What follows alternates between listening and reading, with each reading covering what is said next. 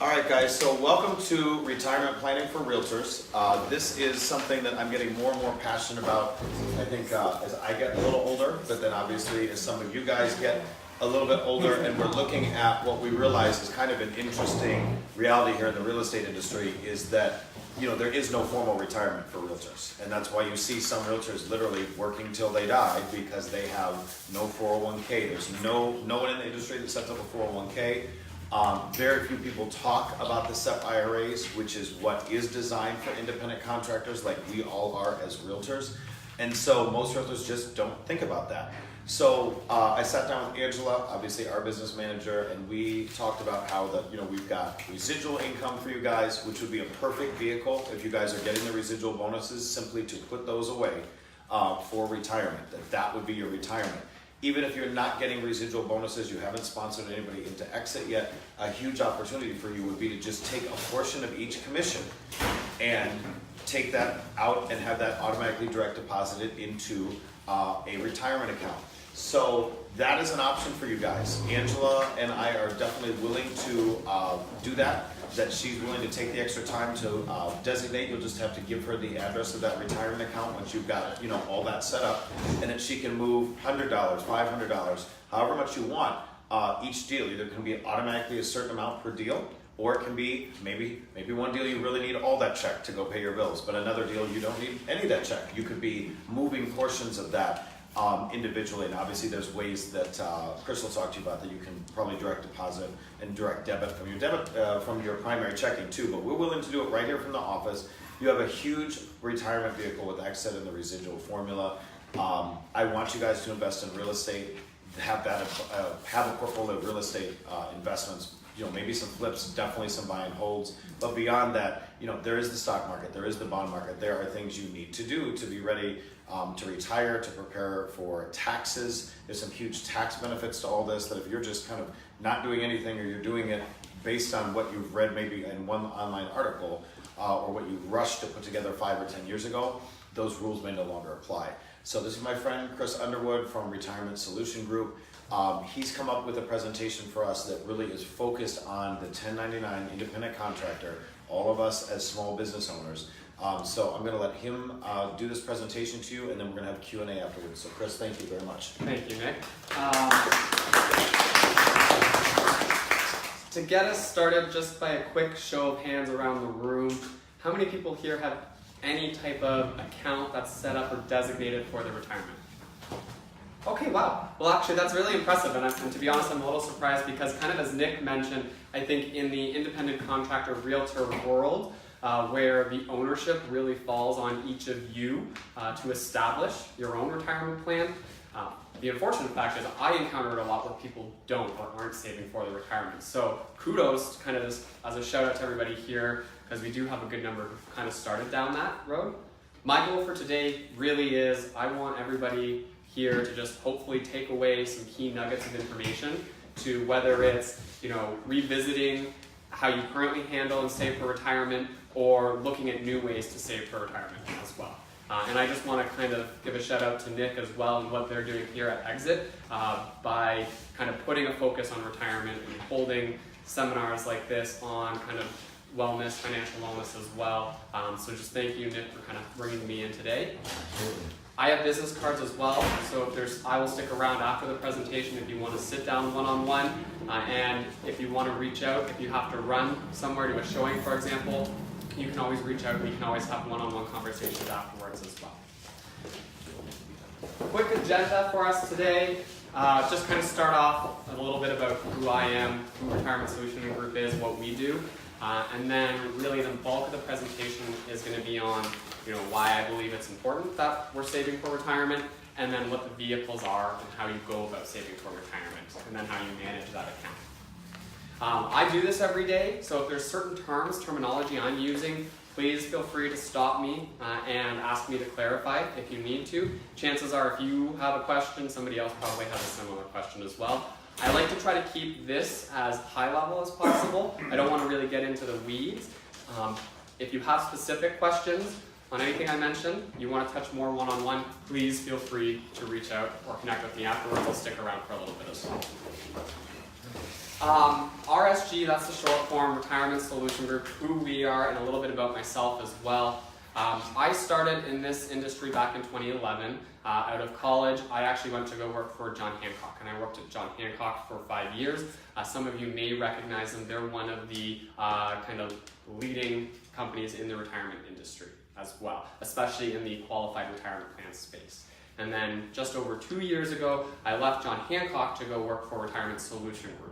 And they reached out to me and asked me, and I was fortunate enough to be invited on to go work for them, and I jumped at the opportunity because I think what they're doing is really unique in the retirement space. We are solely focused on qualified retirement plans. That as a business is all we do. We don't do health benefits, we don't do insurance, disability, not looking to sell you really on anything, frankly. And we try to take that position as, with all of our clients, more consultative. You know, I really like to sit down and really try to present and walk through a few different options, let you understand, hopefully help you understand the pros and cons of everything, and then work with you to try to make a choice. So at the end of the day, we're kind of agnostic. I'm not going to make any extra more revenue or kickback if you choose product A over product B. I'm not making any more, I'm not getting any kickbacks, making any more money if you choose investment A over investment B. Our fee structure, as a company, it's a set, flat, kind of registered investment advisor RIA fee across the board, and that's independent of product, platform investments, etc. How many here people watch John Oliver? A few people. He did a special on what it means to be a fiduciary a few years back as well, and I would encourage everyone, if you go and YouTube it, there's some kind of good information in there. We take the position that we sign on as kind of co-fiduciary for all of our plans, and really what that means is we're signing on legally that we are going to make all decisions in what we believe to be your best interest as well. So that's a little bit about who we are, what we do. Any questions? All right. So why save? Why is it important to save? I think, and we kind of said it before we started, how many people here want to be working out of necessity at age 70 or 75 or 80? No, probably not. If you are working, hopefully you're working because you're choosing to work. I mean, I tell people all the time, my mom, she retired 5 years ago. She's still working. She's working part-time. She's setting her hours. She was a physical education teacher in a middle school. Now she is a personal trainer and a CrossFit instructor. So she kind of chooses her clients, chooses her hours. She's doing it because it's something she really enjoys doing, and it keeps her busy. I think she'd just go stir crazy if she had nothing to do. But that's the reality. We see this idea of retirement constantly changing. And what retirement is today is different than what it was 20, 30 years ago. I think it used to be that idea of you worked until 65 and then you just kind of retired off to the farm, maybe spent your days on the golf course or on the beach. Some people still do that because that's what they want to do, and that's great. But we see more people continuing to remain engaged in their retirement. We see people living longer. That's a great thing, but it also means you need more money now through your retirement. We see rising costs of healthcare, diminishing role of Social Security. So at the end of the day, the big transition is the ownership in terms of saving for retirement these days is now falling on each and every individual. Those traditional pension plans where you would work for a single employer, you would accumulate a guaranteed payment based off how long you work there, those are becoming less and less prevalent. And it's much more each individual's responsibility to save enough to live the retirement lifestyle they want. So what are some of the numbers? What do you need? Everyone always asks me, what's my retirement number? The 80% that you see on the left-hand side here, that's what you should expect, your left, am I right? That's what you should expect to need as an income replacement on an annual basis. So if you're making $50,000 a year as you go into retirement, expect to need roughly $40,000. I have seen that number range between 70 to 80%. 80 is on the high end. I go on the high end because if you fall short, hopefully you're still within the range. If you shoot for 70 and you fall short, maybe you're going to earn a little bit more. Part of this is the lifestyle you want to live. If you want to do a lot more travel, for instance, that you didn't get to do while you were working, maybe you need a little bit more. If you want to live in Chicago, Illinois, you're going to pay a premium for that. As if you want to live kind of out in the suburbs or kind of in the countryside. So that is why you see the 70 to 80 range, and it's lower than 100% because hopefully if you have commuting costs, those have gone down. If you have kids, hopefully your kids are through college and out and independent on their own, so maybe you're not supporting them. Some of those day-to-day expenses, if you have a mortgage, hopefully it's paid off or close to being paid off. So some of your expenses while you're working may no longer be there in retirement. So where does that 80% come from? That's the number that you see kind of on the right-hand side. That's the 3466. Disclosure here, that's today's numbers. This represents the role of Social Security for an individual who retires at full Social Security age today. They can expect roughly 34% of their income to be supplemented by Social Security. They're still responsible for 66%. The next question I always get, what do I foresee with Social Security? I choose to remain more optimistic. I personally think it's going to be there because I think it would be a drastic negative impact for the country if it were just to go away entirely. The reality is, the retirement reality is most Americans have not saved enough. And it would really hurt to see that go away. So I think that's where my optimism is where it comes from. But I do think, A, we're gonna have to wait until we're older, like myself. I have 40 years before I'm gonna start collecting Social Security, 35, but I think I'm gonna have to wait till I'm at least 70, really. Right now it's 67. And I think that 34% will decrease to 15 to 20% on the high end. So all that means is I know that I'm responsible for putting more of my own money away. And then how do we get there? I mean, everyone says you need $1 million to be able to retire. $1 million is a lot of money. And the real power with a lot of these retirement savings programs, it's not about how much you put away, but for how long you're putting money away. And it really is the power of time. We have two people up here, and for those who can't see if it's a little hard at the back, you have an individual, Sam at the top, Sally at the bottom.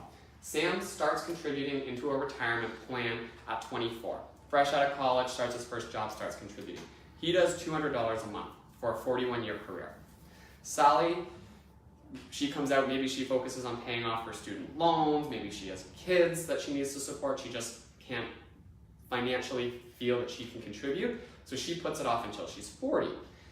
But she gets to 40 and she says, okay, I'm gonna play a little bit of catch up. I'm gonna put twice as much away. And that's very common, see that a lot. So Sally's putting away $500 a month for 25 years. But you can see at the end here, Sam gets almost twice as much per month in retirement.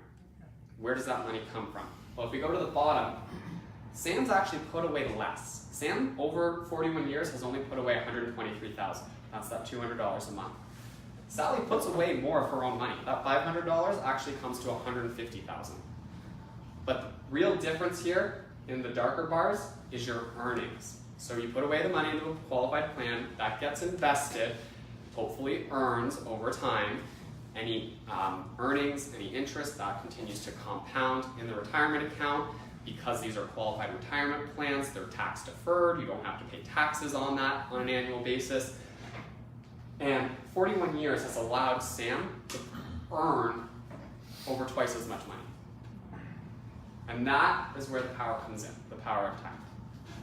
Don't let this deter you if you feel like you maybe are behind the 8 ball. I do see a lot of people doing those catch-up contributions. But maybe it means we need to revisit how much you're putting away and revisit your investment strategy and be a little bit more aggressive on that to get us to that goal.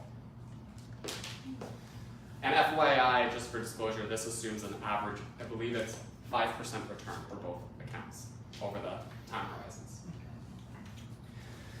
So that's all well and good. I'm standing up here right now and telling you you need to be saving for your retirement. How do you do that? And you actually have a variety of different options available to you. You can do an individual IRA. You can do SEP IRAs. You can do simple IRAs. You can do individual CAPE plans. I mean, there's a lot of different options out there. I want to focus in on one mainly, but I'm going to touch on two today, and that's the SEP IRA, because I think that's what we see as most common among realtors. It's also, generally speaking, one of the most simplistic in terms of setup and ongoing maintenance. and it will allow you to hopefully maximize how much you can put away. IRAs are all well and good, but sometimes there's lower limits on how much you can put away, or you're limited by what your income is. There's no income limits with any of these qualified plans here. I will also just touch on an individual K plan because there are some unique differences as well. So I just want you to kind of know that there's a few different options available. And I will send these slides out to Nick afterwards so he can distribute them. There's a lot of information, especially right up on this slide. This is kind of the main one here. I'm not going to go through all of it kind of point by point, but there's a few key differences. You see up here a SEP IRA, it says employer-only contributions. As a self-employed individual, really there's probably not much of a difference between what an employer and an employee contribution is. It's all of your money. The difference is where it is on your tax line, right? If it's an employer contribution, it's coming out of your Schedule C when you file your tax return. If it is an employee contribution, then it is on your personal income return. That's really, I think, for everybody here as a self-employed individual, what the difference is. But there's an employer contribution through the SEP IRA it's exclusively a pre-tax contribution. So you're actually reducing the income that's reported on your Schedule C by whatever you're putting away on a pre-tax basis into that plan. And then all of that money accumulates over time until you start accessing it, and then you pay the taxes on it when you access that money in retirement. You said there's no limit on a SEP IRA if I want to put it. So if I make $50,000. There is a limit, and that's where the contribution limits. Oh, all right. But it's a in the SEP IRA, it's a percentage of payroll. So if you make $50,000, you could put away 25% of that $50,000 to a maximum of $55,000 in the year. Okay. These change sometimes, so I mean you'd be having to earn $200,000+ to reach I've had a great 25 maximum. Yeah, and those really, really good years where you're really hitting the pavement. So there is maximums, but you can see it's much higher. IRA's annual limits for this year, if you're under the age of 50, is $5,500. If you're over the age of 50, it's $6,500. But then in a traditional IRA, depending on your income, you may be further limited on how much you can tax deduct based off what your income is. There's no income restrictions on here. So whether you're earning 200,000+ or 50,000, that 25% of payroll math is the limit up to 55. So it is a vehicle by which you can put away more money if you're choosing to. And again, you don't have to always fund the same percentage. So let's say this year you're choosing to fund at a level of 5%. Maybe next year you have a better year, you can choose to up that percentage as well. If you're choosing to set something up through payroll, where there's the automatic piece, you can choose to have a certain percentage per commission deducted, or you could choose to have a certain flat dollar if you wanted as well. You could just instruct Nick to withhold and automatically ACH over to your account $100 or 5%. And you choose the percentage you want as well. A few things to point out. Loans. I have loans up here only because I know that there's sometimes questions about using your qualified plan to fund the purchase potentially of a real estate investment. Loans are probably the easiest vehicle by which you could do that. SEP IRAs are limited. You can't do that in a SEP IRA. You'd have to do that through an individual K plan. Now, I will say, without getting too much into kind of the legal weeds, you can, through either of these vehicles, through an arm's length third-party transaction, purchase real estate investments. So you can take money out of the plan and purchase real estate, but the real estate has to be purchased in the name of the trust, so in the name of the plan, so kind of that third-party transaction. Technically, you cannot reside there, and any income received from that property has to go back into the account. So the qualified retirement account, and that applies to both. Yes, it can be done, but yes, it's also a little bit complicated as well. So sometimes, I mentioned the loan, what are called hardship distributions as well, a little bit simpler means of accessing or money for purchase. That's one of the reasons I wanted to put it up there. So depending on whether you're looking at this purely as retirement or as a retirement / opportunity for real estate investment, that's something to ask yourself when you're looking at the two. SEP IRAs though, they're much easier to administrate. It's a simple form to set up and there's no annual tax filings on that. The individual 401k, it's a little bit more complicated. We draft a plan document and then once it gets over $250,000, there is an annual requirement to file with the government as well. So administratively, individual K plans, they are a little bit more complex as well. Any questions with what I said? Again, the last thing I'll point out, again, the SEP IRA, it's entirely employer, so it's entirely pre-tax funding. The individual K plan, because you have the ability to choose or make employee contributions, it does give you the option for what are called Roth or after-tax contributions as well. And I'll kind of get into that. But if you want as well, you've probably heard of Roth IRAs, I assume. You could set up a SEP IRA, fund that pre-tax money through your employer, and then have a separate Roth IRA as well if you want. So you can have those two accounts kind of in combination if you wish. Any questions with anything on here? That's a lot of, I think, information that was just disseminated.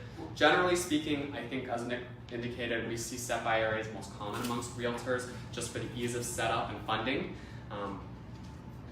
I wanted to just mention the other option because I don't know how often people talk about the individual self-employed 401k option that exists as well. Just as a note, SEP IRAs technically can be small business owners too, so if you actually have W-2 employees, they can be captured into the SEP IRA. Self-employed 401k, you are the sole business, sole employee of the business. So I did touch on Roth. You've probably heard that out there. I always get the question, should I be making Roth? Should I be making after-tax contributions? I want to say that it's always personal, and even for myself, sometimes that personal circumstance changes.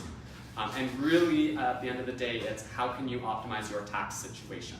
Right? If you are paying a higher tax rate today, we generally encourage people to do a pre-tax contribution. Save yourself the taxation until retirement when you anticipate paying a lower tax rate.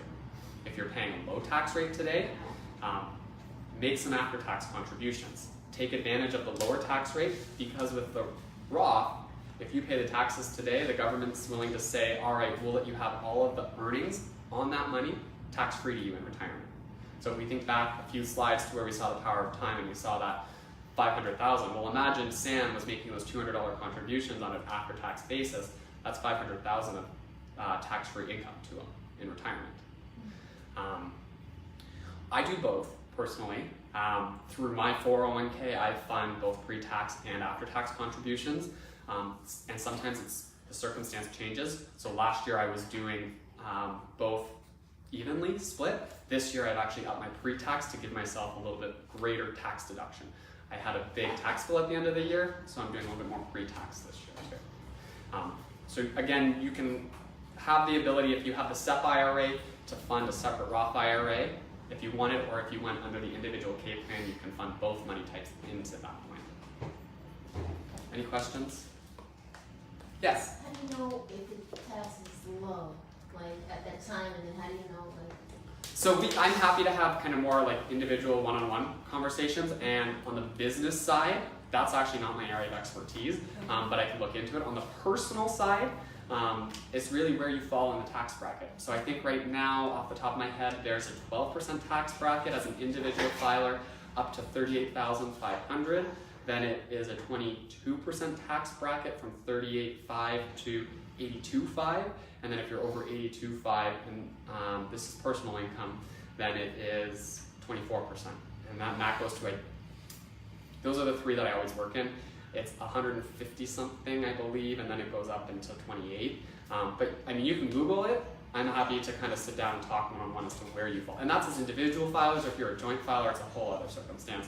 If you have a tax specialist you'd work with though, because again, our area of specialty is the retirement. We partner with kind of tax consultants and tax partners all the time, and I refer people to their tax advisor all the time to figure out what's best for them. One real quick question, just for Terry. that you can do a SEP IRA and a Roth IRA at the same time? Correct. Okay. Yeah, the SEP IRA is really an employer plan. A Roth IRA is an individual plan. Okay. The Roth is after tax. Correct. Yeah, Roth is just the terminology for after tax. And you can pull loans from the Roth, you said, or no? If it's an individual 401k plan, you can pull loans from that. Yes. Now, how do you take care of the complicated thing of buying real estate through the Roth? I'm thinking about buying like a 5-flat, or or a apartment building or whatever. Are you allowed to take out a mortgage, or is that I got to pay for the whole building right off the bat? If I'm understanding the question, okay. This may be going a little bit beyond my purview, so no, that's fine. I'm happy to kind of look into it and get back to you as well. I don't want to give out any misinformation. I don't believe, but let me confirm, I don't believe it has to be the full payment. I think it could be you're taking it out and you're using it to invest in real estate. If you're using it to flip a house, for example, but then at the end of the day, once that house is sold, any income from that goes back into the trust as well. But if you're using it for a mortgage, you know what, let me confirm that. That's where it gets a little bit more complicated. And that's taking it from the SEP IRA. Yeah. I'd rather look in and be sure 100%. So kind of an easy question then. Down to, there are people in here that I think when they raised their hand, they said they had a retirement account, that's a savings account. So what is the advantage of going into a SEP IRA or that kind of thing versus just saying, oh, I'm going to save money and put it in? How many people are investing that money currently that they're putting away for retirement? In stocks. Okay. Yeah. A little bit more hesitation. That's one of the biggest advantages as to why you put it in a qualified plan. The other is the tax deferral as well. If you have an IRA, that's tax deferred. If you just have a savings account or a brokerage account, if it gets to a certain level, you're going to start paying taxes on that. The qualified plans, again, are all tax deferred until you start accessing that money. But we talked about the power of time, right? And we said why it's important to try to do this consistently. Reality is that's only one half of the story. The other half of the story is the power of investing as well. And I focus in on 2 points on this slide, the blue and the green. Because the purple and the gray, those are just reflections of people who either started later or stopped at some point in the middle. We've kind of already touched on that. But the blue and the green, people who start right away at 25, 40 years till they're 65, put in the exact same amount, $200,000. Chloe in the blue has $820,000 at the end, at 65. Noah in the green only has $308,000. The difference in this visualization is Chloe earns an average return of 6% per year. And there could be years where it's up 10, 15%. There could be years where it's down 5%, 10%. But that average return over the 40 years is 6%. Noah is putting it in a savings account, essentially. He's earning an average return of 2% a year. That's a difference of $500,000 by investing it. Now, a lot of people I speak with on the investment side are very put off by this idea of having to invest their money. I think 08 is still very fresh in a lot of people's minds. A lot of people were really negatively impacted by that. And other people say, well, I just have no idea what I'm doing. And I'm afraid to lose money, so I'm just not going to do it. And that's where long-term, those people are actually kind of hurting themselves. So I want to get into different strategies as to how you can approach investing. And then again, part of what we do is I sit down with people all the time, one-on-one, just to talk about strategy as well, and different ways you can go about it. Whenever anyone asks me, how should I invest my money though, I always put it back on them to start. And I always ask them, how do you identify as an investor? And these are kind of the two ends of the spectrum. Do you identify as this guided individual? The guided individual would rather just be completely hands-off. They're not comfortable with investing. They don't really want to have to put much work into it. They'd rather just know that it's generally appropriate for them and will continue to remain generally appropriate for them. The other end of the spectrum is that engaged person. They're much more hands-on. They're the stock picker. They may be following certain specific stocks, they're looking at their account on a regular basis, making adjustments in that account as well. Sometimes people fall in the middle of the spectrum as well, but those are kind of the two ends that I always start with. So if you're this guided person and you'd rather just be completely hands-off, I generally recommend what's called a target date investment to that individual. Has anyone heard that terminology before? Some people. The way these work, they did exist. The first ones came out in 2004. They really picked up in popularity after 2008-09, and we see the vast majority of retirement money going into similar types of investments. It looks at your age, and then it looks at your projected timeline to retirement. And based off of how much time you have until your retirement, it's going to be at a certain level of risk. So for myself, I have 25 plus years, so I'm going to be at the highest level of risk. I'm going to have 95% of my funds in stocks or equities, and 5% in bonds, fixed income. Bonds are generally considered to be more conservative, stocks, equities, more aggressive. But that's day one, that's today when I start out. Over time, as I get closer to and then through retirement, this is called a glide path, and you can see the investment automatically shifts over time as I'm getting closer to that target, and it's becoming more conservative by increasing the fixed income and decreasing the amount of equities. What happened before 08 is a lot of 08-09, a lot of people set up on day one, and a lot of people probably picked something on the more aggressive side and they left it there, and they never came back and revisited it. And when 08-09 came, they probably weren't appropriately invested, especially if they were within 5-10 years of retirement, and they probably lost a lot more than what was comfortable for them. This follows the idea of time and time to retirement, and the more time you have, the more aggressive you can be to ride a recovery. So if the market were to turn today, me being young, if I just left it all there, I could just let it sit there and ride a recovery. And I have on in other decks that I put together kind of a visualization, an account that would have been 100% equities in 08-09 took 3.5 years to just get back to that break-even point. But if you let it stand there and go for the full 10 years, you would have earned money on top of that. More conservative, that would have been roughly 40 equities, 60% fixed income. It only took 8 months to get back to the break-even point. But again, over the 10 years, that individual wouldn't have as much in terms of the earnings. But they're not perfect either. Let me be clear. It just says for an average individual of an average age, this is a rough risk exposure for you. But in my opinion, if you're gonna set an investment and never revisit it, this is where I generally steer people, because it remains generally appropriate. That guided or the engaged individual, as I said, they're out there in the universe. They're picking stocks, bonds, they're putting together a strategy. I do this with my account, so I have a rough strategy that I'm following of X% stocks, Y% fixed income. I'm reviewing that twice a year, making subtle adjustments within that, and then every year, couple of years, reevaluating if my overall strategy needs to be changed as well. So much more involved, much more hands-on. You can fall in the middle or the other. I see some people that just put some money, like the majority, in a target date, and then pick a few select investments as well, as a way if they want to kind of start to feel it out and feel out the waters. But that's where it comes when I always talk to people at a highest level before we even talk specific investments. How do you identify as an investor? Last two things I'm going to leave you with here, just some retirement investing principles. We're not expecting anybody here to be day traders. God, I'm not a day trader.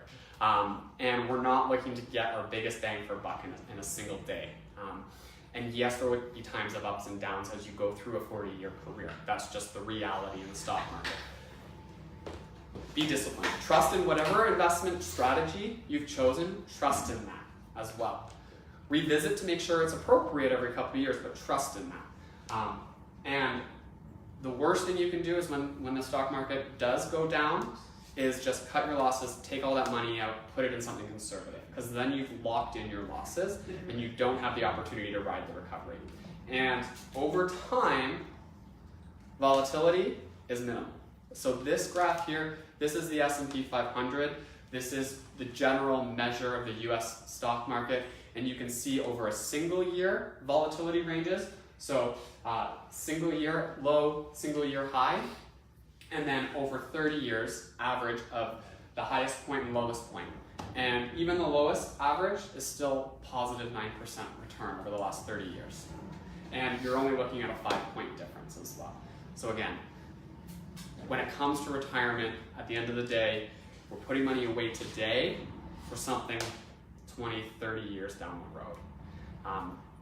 And those small contributions can pay off large. And with the investments, we're not trying to hit a home run. We're not trying to get a 30+ return in a single year. You know, if you're getting a steady Eddie 6, 8, 10%, you're doing well for yourself. That's kind of it for what I've put together as an introduction conversation here. Like I said, I do have cards. That's my contact information, so I'd encourage you to reach out if you want to touch base one-on-one as well, or talk kind of more specifically in terms of your retirement strategies. I will say for both the SEP IRAs and the individual, well actually the SEP IRAs, if you've already filed your taxes for this year, the earliest we can set it up is effective 1/1/19, because again, it's employer contributions, so if you've already filed, and it's reported on the Schedule C, so if you filed your taxes, we have to wait till 1/1/19. The self-employed 401k, that you can start today if you wanted to. Thank you very much for that.